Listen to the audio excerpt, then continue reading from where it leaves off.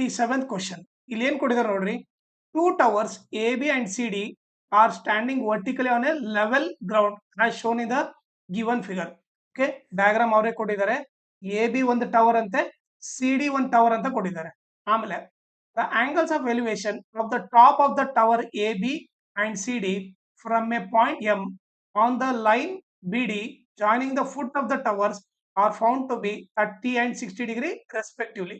So M point ಇಂದ okay ಒಂದು ಟವರ್ಗೆ ಆಂಗಲ್ ಆಫ್ ಎಲಿವೇಶನ್ 30 ಡಿಗ್ರಿ ಇದೆ, ಇನ್ನೊಂದು ಟವರ್ಗೆ ಟಾಪ್ ಆಫ್ ದ ಟವರ್ಗೆ ಆಂಗಲ್ ಆಫ್ ಎಲಿವೇಶನ್ 60 ಡಿಗ್ರಿ ಅಂತ ಕೊಟ್ಟಿದ್ದಾರೆ. ಓಕೆ, ಆಮೇಲೆ the distance of the foot of the tower A B from the point M is 90 metre.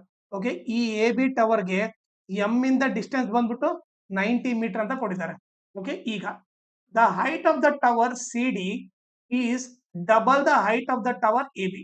Okay, so ಅವ್ರು ಕೊಟ್ಟಿರೋದು ನೋಡ್ರಿ, height of the tower C D is double the height of the tower A B. Okay, A B ಕಿನ್ನ double C D ಇದೆ.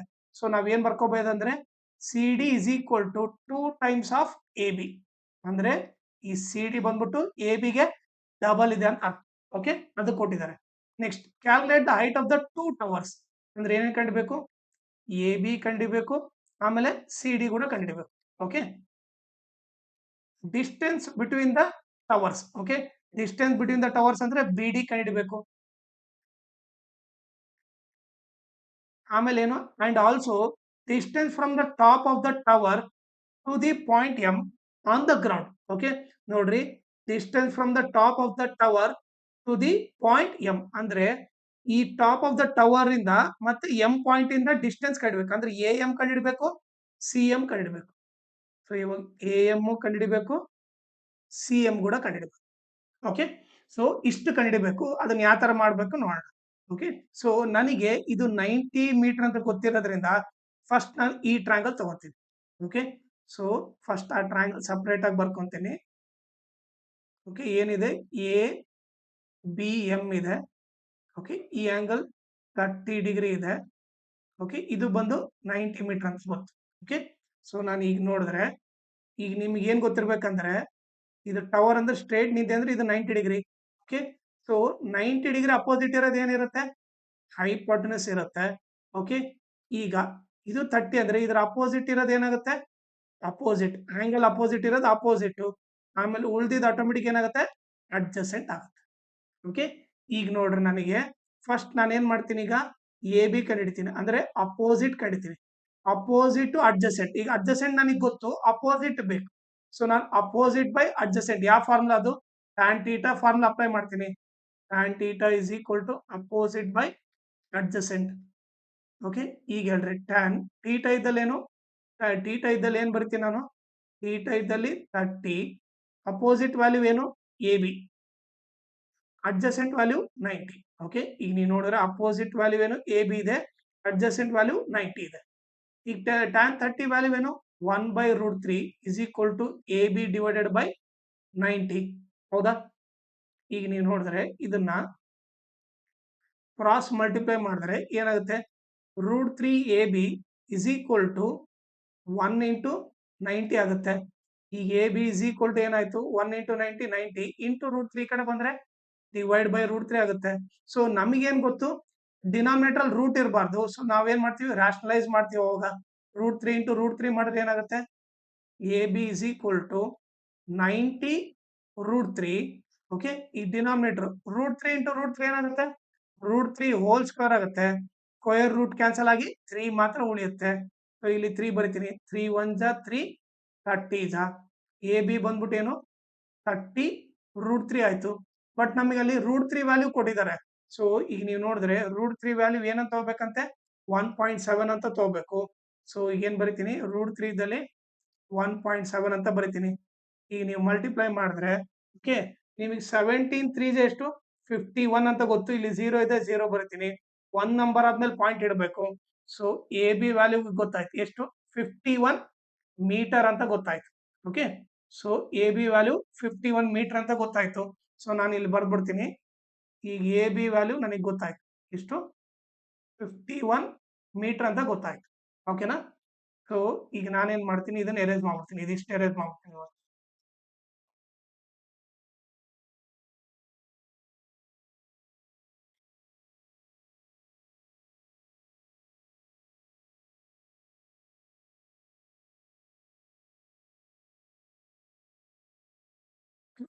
ಈಗ ಈಗ ನೀವು ನೋಡಿದ್ರೆ ನನಗೆ ಎ ಎಂ ಕೂಡ ಬೇಕು.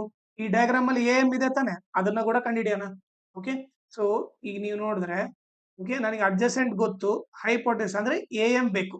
Okay, so adjacent hypotenuse formula ಇರೋದೇನು, ಕಾಸ್ ಥೀಟಾ. ಓಕೆ, ಸೊ ನಮಗೆ ಫಾರ್ಮುಲಾ ಏನು ಗೊತ್ತು, cos theta is equal to adjacent by hypotenuse ಅಂತ ಗೊತ್ತು.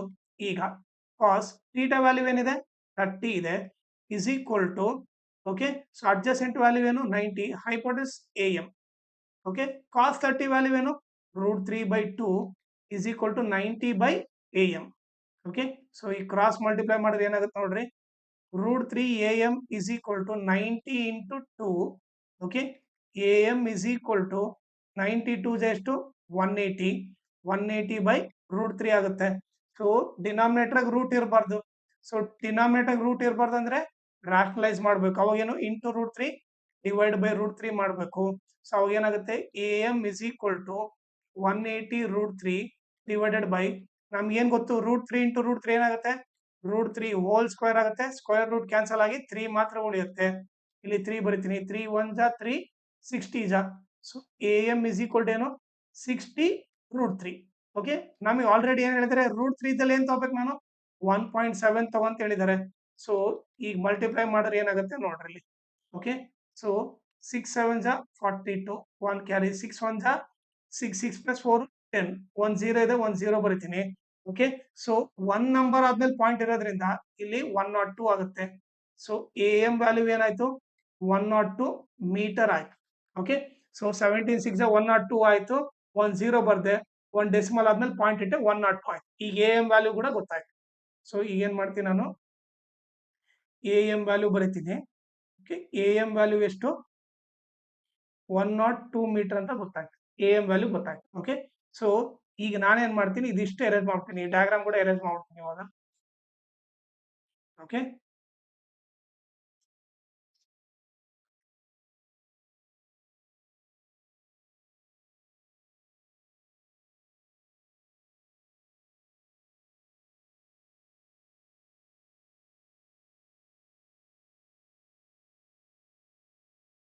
ನೀವು ನೋಡಿದ್ರೆ ನನಗೆ ಈಗ ಎ ಬಿ ಗೊತ್ತು ತಾನೆ.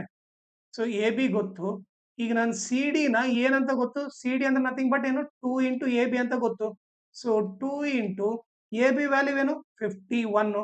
ಓಕೆ, ಸೊ ಮಲ್ಟಿಪ್ಲೈ ಮಾಡಿದ್ರೆ ಏನಾಗುತ್ತೆ, 2 1 ಜಾ 2, 2 5 ಜಾ 10. ಸೊ ಸಿ ಡಿ ವ್ಯಾಲ್ಯೂ ಕೂಡ ಏನಾಗುತ್ತೆ, 102 ಆಗುತ್ತೆ. ಸೊ ಇಲ್ಲಿ ಸಿ ಡಿ ವ್ಯಾಲ್ಯೂ ಏನು, 102 ಮೀಟರ್ ಅಂತ ಗೊತ್ತಾಯ್ತು. Okay, so C D value ಕೂಡ ಗೊತ್ತಾಯ್ತು. ಓಕೆ, ಸೊ ಈಗ ನಾನೇನ್ ಮಾಡ್ತೀನಿ, ಈ ಟ್ರಯಾಂಗಲ್ ತಗೊಂತೀನಿ, ಸಿ ಡಿ ಎಂ ಟ್ರಯಾಂಗಲ್ ತಗೊಂತೀನಿ. Okay, C D M. So ಇದು ಆಂಗಲ್ ಎಷ್ಟಿದೆ ಇಲ್ಲಿ, 60 ಡಿಗ್ರಿ ಇದೆ. ಸಿ ಡಿ ಗೊತ್ತು ನನಗೆ ಇವಾಗ ಎಷ್ಟು, 102 ಮೀಟರ್ ಅಂತ ಗೊತ್ತು. ಈಗ ನೀವು ನೋಡಿದ್ರೆ ಈ ಆಂಗಲ್ ಅಪೋಸಿಟ್ ಇರೋದು ಯಾವಾಗಲೂ ಅಪೋಸಿಟ್ ಆಗುತ್ತೆ. ಸೊ ಇಲ್ಲಿ ಅಪೋಸಿಟ್ ಬರ್ತೀನಿ. ಓಕೆ, ಆಮೇಲೆ ಈ 90 ಡಿಗ್ರಿ ಅಪೋಸಿಟ್ ಇರೋದು ಯಾವಾಗಲೂ ಹೈಪೋಟೆನಸ್. ಓಕೆ, ಉಳಿದಿದ್ದೇನು, ಅಡ್ಜಸೆಂಟ್. ಓಕೆ, ಈಗ ಈಗ ನೀವು ನೋಡ್ರಿ. ಓಕೆ, ನನಗೆ ಇವಾಗ ಈ ಸಿ ಎಂ ಕೂಡ ಬೇಕು, ಹೌದಾ, ಸಿ ಎಂ ಬೇಕು. ಫಸ್ಟ್ ಅದನ್ನ ಕಂಡುಹಿಡ್ತೀನಿ. ನನಗೆ ಅಪೋಸಿಟ್ ಗೊತ್ತು, ಹೈಪೋಟೆನಸ್ ಕಂಡುಹಿಡಿಬೇಕು. ಓಕೆ, ಸೊ ಅಪೋಸಿಟ್ ಹೈಪೋಟೆನಸ್ ಇರೋ ಫಾರ್ಮ್ ಏನು, sine theta. So sine theta is equal to opposite by hypotenuse. ಈಗ ಥೀಟಾ ವ್ಯಾಲ್ಯೂ ಏನಿದೆ, 60 ಇದೆ. ಅಪೋಸಿಟ್ ಬಂದ್ಬಿಟ್ಟು ಏನು, ಅಪೋಸಿಟ್ ಬಂದ್ಬಿಟ್ಟು 102 ಇದೆ. ಹೈಪೋಟೆನಸ್ ವ್ಯಾಲ್ಯೂ ಏನು, ಸಿ ಎಂ. ಓಕೆ, ಈಗ ಸೈನ್ 60 ವ್ಯಾಲ್ಯೂ ನನಗೆ ಗೊತ್ತು, ಎಷ್ಟು, √3/2 ಅಂತ ಗೊತ್ತು, is equal to 102 divided by C M. Okay, ಈ ಕ್ರಾಸ್ ಮಲ್ಟಿಪ್ಲೈ ಮಾಡೋಣ. ಸೊ ಏನಾಗುತ್ತೆ ನೋಡ್ರಿ, √3 C M is equal to 2 into 102 ಆಗುತ್ತೆ. ಈಗ ಏನಾಗುತ್ತೆ ನೋಡ್ರಿ, C M is equal to 2 into 102 divided by √3. Okay, denominator ಏನು ಮತ್ತೆ ರೂಟ್ ಇರಬಾರ್ದು. ರೂಟ್ ಇರಬಾರ್ದು ಅಂದ್ರೆ ಏನ್ ಮಾಡ್ಬೇಕು, ಇಂಟು 3 ಡಿವೈಡ್ ಬೈ 3 ಮಾಡ್ಬೇಕು. ಓಕೆ, ಸೊ ಅವಾಗ ಏನಾಗುತ್ತೆ ನೋಡ್ರಿ, 2 ಇಂಟು 102, ಓಕೆ, 2 ಇಂಟು 102 ಇಂಟು √3 ಮಾಡಿದ್ರೆ ಕೆಳಗಡೆ ಏನಾಗುತ್ತೆ ನೋಡ್ರಿ, √3 ಇಂಟು √3 ಏನಾಯ್ತು, √3 ಹೋಲ್ ಸ್ಕ್ವೇರ್ ಆಯ್ತು, ಸ್ಕ್ವೇರ್ ರೂಟ್ ಕ್ಯಾನ್ಸಲ್ ಆಗಿ 3 ಉಳಿಯುತ್ತೆ. ಇಲ್ಲಿ 3 ಬರಿತೀನಿ, ಕ್ಯಾನ್ಸಲ್ ಮಾಡಿದ್ರೆ 3 1 ಜಾ 3 3 ಜ 9 ಎಷ್ಟು ಉಳಿತು 1 ಉಳಿತು. ಓಕೆ 12 ಆಯ್ತು 3 4 ಜ 12. ಈಗ 34 2 ಜ ಎಷ್ಟಾಗುತ್ತೆ ನೋಡ್ರಿ 2 4 ಜ 8 2 3 ಜ 6 68 ರೂಟ್ 3 ಆಗುತ್ತೆ. ಓಕೆ 68 ಇಂಟು ರೂಟ್ 3 ದಲ್ಲಿ ಏನ್ ಬರಬೇಕು ಮತ್ತೆ 1.7 ಅಂತಾನೆ ತಗೋಬೇಕು.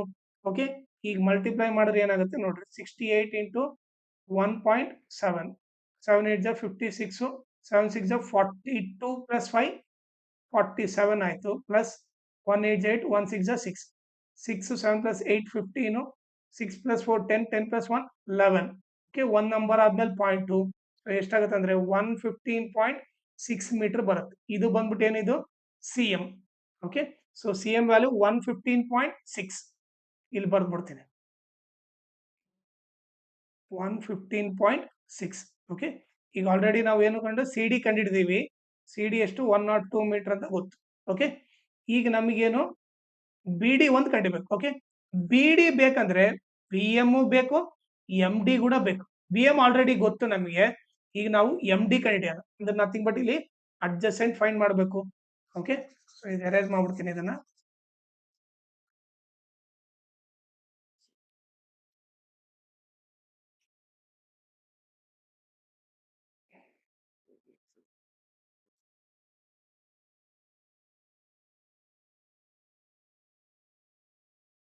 ಈಗ ನಾನೇನ್ ಕಂಡಿಬೇಕು ಎಂ ಡಿ ಕಂಡಿಬೇಕು. ನನಗೇನು ಅಪೋಸಿಟ್ ಗೊತ್ತಿದೆ.